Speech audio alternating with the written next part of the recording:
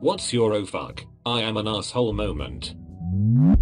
What's your name, I asked. Shara. Trying to be playful. Oh cool, like Sarah with a lisp. I have a lisp. My name is Sarah.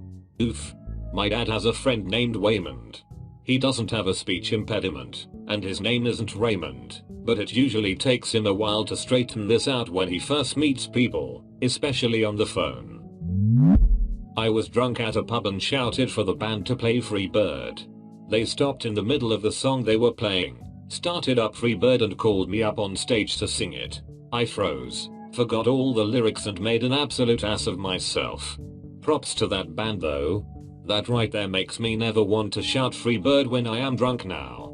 Makes me want to quit drinking. When I realize the reason I've lost so many friends is that I'm so shitty at getting back to people. Ah man, this one hits home. Same here. Ditto.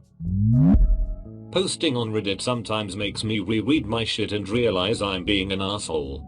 I don't do it on purpose, but I think years of reading and writing posts on the internet has tainted my tone.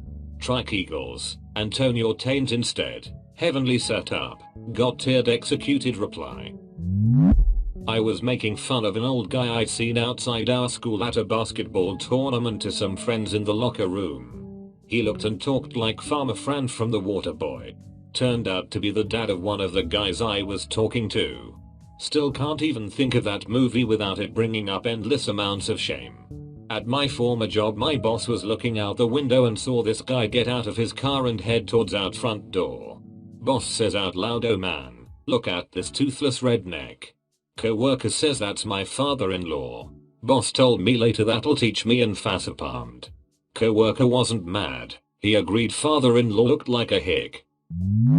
In early high school, late 90s, so if you got a girl's number it was the house number. I called a girl's house and her dad answered. She was out, but I noticed his speech was a bit slow and slurred.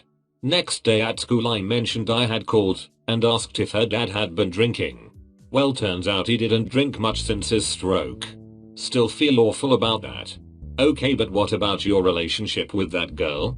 Were you still friends after, or did she hate you for saying that? We're married with a 6th kid on the way. Broke up with my first girlfriend who was really attached to me, just by ignoring her. I feel so bad. I was just a kid, but that was a harsh treatment. I did the same. She literally had to run after me one day to ask if we should break up. I really suck at conflict, but what an ass thing to do. She was an amazing person too.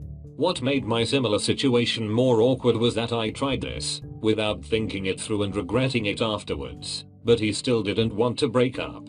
In fact, he never even confronted me about it. I was dumbfounded by his persistence to stay with someone who ignored him. He was even nice once I finally ended it, even when it should have ended sooner. Completely my bad. But he would have stayed with me, which added an unexpected twist to an already twisted situation. I didn't know what I was getting myself into, but that's not a valid reason to treat someone poorly.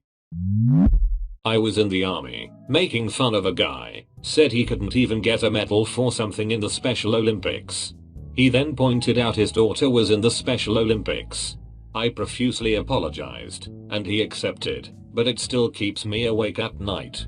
I once told a joke, "What's the hardest part about eating a vegetable?" The wheelchair, to a girl in high school. She just stared blankly at me and said, "You don't know about my brother, do you?" She then pulled out her phone and showed me her lock screen. A photo of her and her brother, who had been wheelchair bound since birth.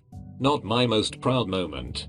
I said to a girl in high school, "At least you have grandparents."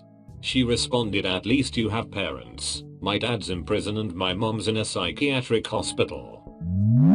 I rang and paid for a mowing service, and when the guy rocked up, I started telling him that I can't mow the lawn myself anymore as my injured ankle would play up and hurt for the rest of the day.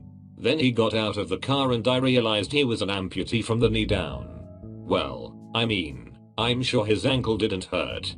More seriously though, my mom has some serious issues with her ankle. They had to fuse it so it won't bend.